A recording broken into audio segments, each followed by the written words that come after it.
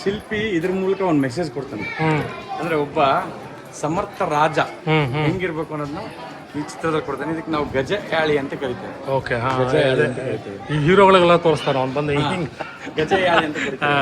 ಇದ್ರಲ್ಲಿ multiple animals ಇದೆ, ನೀವು ಗಮನಿಸಿ.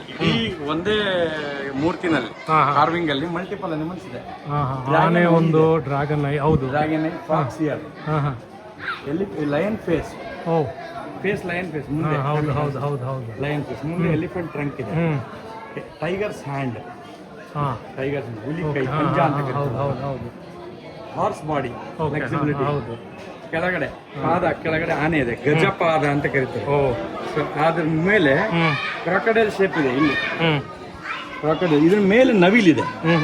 ಅಂದ್ರೆ ಈ ಮಲ್ಟಿಪಲ್ ಅನಿಮಲ್ಸ್ ಇರ್ತಕ್ಕಂಥ ಕ್ವಾಲಿಟೀಸ್ ಏನಿದೆ, ಆ ಎಲ್ಲಾ ಕ್ವಾಲಿಟೀಸ್ ಒಬ್ಬ ರಾಜನ, ಸಮರ್ಥ ರಾಜನ ಇರ್ಬೇಕಾಗಿತ್ತು ಅಂತ. ಕಣ್ಣು, ಕಿವಿ, ನೋಡ್ಲಿಕ್ಕೆ ಸಿಂಹಾವತಾರದ ಗತ್ತು, ಟೈಗರ್ಸ್ ಅಷ್ಟೇ ಬಲಿಷ್ಠವಾದ ಕೈಗಳು, ಫ್ಲೆಕ್ಸಿಬಲ್ ಬಾಡಿ, ಕೆಳಗಡೆ ಪಾದ ಬಿಗಿ ಹಿಡಿತ, ಗಜಪಾದ ತರ ಇರ್ಬೇಕು. ಎಷ್ಟೇ 1000 ಕಿಲೋಮೀಟರ್ ರಣರಂಗದಲ್ಲಿ ಹೋದ್ರು ಕೂಡ ಕ್ವಾಲಿಟೀಸ್ ಆಫ್ ಇದಂತ ಕಿಂಗ್ ಅಂತ ಮನಮೋಹಕವಾಗಿರ್ಬೇಕು ನೋಡ್ಲಿಕ್ಕೆ ರಾಜ. Qualities of king. ಓಕೆ.